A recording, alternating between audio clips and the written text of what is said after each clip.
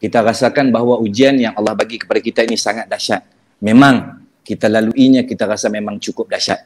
Menangis rasanya hari-hari, kita anak-anak yang tak dapat pergi sekolah, anak-anak yang tidak dapat makan angin, anak-anak tak dapat pergi berjalan-jalan, anak-anak tak dapat pergi jumpa kawan-kawan, sedih. Kita juga rasa hebat sangat ujian ini, kita rasakan bahawa kita tak dapat nak pergi begitu, begini dan sebagainya. Tetapi apabila kita nak relate dengan Nabi SAW, ketika sekarang ini kita lalui bulan Rejab. Bulan Rejab ini bermaksudnya Ra Jimba, Rasul Jibril Borak. Rasul Jibril Borak, Rejab. Bulan Rejab ini juga dikenali dengan bulan sembahyang. Bulan inilah ketika 1400 tahun yang lalu Nabi SAW diperjalankan oleh Allah SWT untuk mendapatkan satu hadiah yang cukup besar, sehingga ke hari ini kita kena lakukan. Beberapa kali kita lakukan 2-4-4-3-4. 2-4-4-3-4.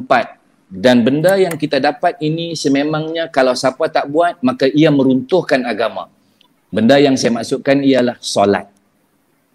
Ketika Nabi SAW dan para sahabat berada di Makkah selama 13 tahun berdakwah. Berdakwah 13 tahun. Bukan satu masa yang cukup untuk bersenang lenang. Saya nak kongsi ini sebab kata kesusahan yang Nabi SAW lakukan yang sampai hari ini kita kena ambil ibrah. Ilmu ini saya dapat daripada Al-Fadil Ustaz Zuramli. Ustaz Zuramli. Baik. Ceritanya ketika Nabi SAW diuji oleh Allah SWT dengan macam-macam ujian, Allah nak menggembirakan Nabi, Allah memberikan sesuatu yang tidak ada kepada orang lain, itu memperjalankan Nabi dari Mekah ke Masjidil Aqsa. Dari Mekah ke Masjidil Aqsa. Dan ketika itu Nabi SAW diuji dengan banyak ujian. Isteri yang tercinta meninggal dunia. Ayahanda, saudaranya meninggal dunia. Orang-orang Mekah tidak menerima dakwahnya. Kalau nak buat apa pun secara sembunyi-sembunyi, nak begitu pun tak boleh, nak begini tak boleh, macam-macam, semua tak boleh. Dan akhirnya Nabi SAW diperjalankan oleh Allah SWT dari Mekah ke Masjidil Aqsa dan naik ke Sidratul Muntaha untuk menerima solat yang jumlahnya pada mulanya 50 waktu. Kemudian dikurangkan oleh Allah SWT sehingga ke 5 waktu. Kemudian kembali ke Mekah dan sampai di Mekah bertemu dengan Abu Jahal dan juga Abu Lahab dan mengatakan inilah orang yang gila. Pergi naik jalan, naik apa entah dia kata, sampai ke Masjidil Aqsa, kemudian naik bertemu dengan Allah, dia kata cuma 1 malam. Ini semua kerja gila. Orang panggil dia Nabi Muhammad SAW Majnun ataupun orang gila. Tetapi tuan-tuan dan puan-puan, 5 waktu solat ini sebenarnya ada sejarah. 2-4-4-3-4 itu, 2 kita sembahyang secara berbunyi, bukan sir. 2 subuh kita sembahyang, imamnya kuat. Kalau kita baca kuat, disunatkan kuat. Zuhur, asar perlahan. Maghrib, isyak kuat. Okey. Kesusahan yang dilalui ketika itu, bayangkan para sahabat dan Nabi SAW bermula di Mekah solat 5 waktu. Sembahyang subuh boleh kuat sebab ketika itu orang-orang kafir tidak berada di kawasan rumah, hanya mereka berada di rumah, bukan berada di luar. Mereka berada di rumah.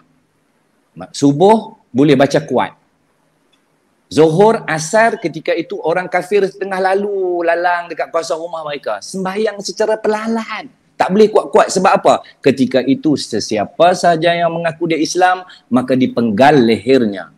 Siapa saja yang mendirikan solat nampak oleh orang kafir akan dibunuh. Jadi tuan-tuan dan puan-puan yang saya hormati sekalian, ibrah daripada bulan Rejab ini kita boleh mengetahui bahawa sampai ke hari ini, kenapa? Ada orang tanya, kenapa solat asar, solat zuhur kita tak berbunyi? Imam sembahyang tak kuat. Kenapa? Kerana susahnya dilalui oleh para sahabat ketika menerima solat itu di Mekah, bahawa ketika itu diuji oleh macam-macam orang-orang kafir. Dibalingnya dengan perut unta, najis unta dan macam-macam lagi. Itu baru yang kita dengar. Belum lagi yang bagaimana Nabi SAW melalui di sana ketika itu. Maka saya kongsikan kepada anda pada malam ini, kesusahan yang sahabat-sahabat lalui bukan macam kita lalui, malah lebih teruk lagi. Macam Sayyidina Bilal bin Rabah, kalau mengaku dia Islam, dia mengaku dia ni, dia ambil batu, dia letakkan dia ke atas perut dia, dan dia mengaku tak, engkau ni orang Islam ke tidak? Dia tetap mengaku ahad. Ahad, kan? Kalau kita ini hari Ahad, kita tidur, kan? Tapi dia hari Ahad, dia cakap dia Ahad. Qul huwallahu ahad. Allah itu Esa. Allah itu Esa. Aku mengaku, aku ini orang Islam. Tapi kita diuji oleh sedikit, Allah SWT uji kita sedikit, dah kita dah rasa macam-macam. Maka kita tidak bersangka baik dengan Allah SWT, maka kita ambil ibrah yang dilalui ketika ini. Mungkin ada sesuatu yang kita tak tahu, Allah nak bagi kepada kita. Allahumma salli salatan kamilatan wa sallim salaman tamman ala sayyidina محمد الذي تنحل به العقد وتنفرج به الكرب وتقضى به الحوائج وتنال به الرغائب.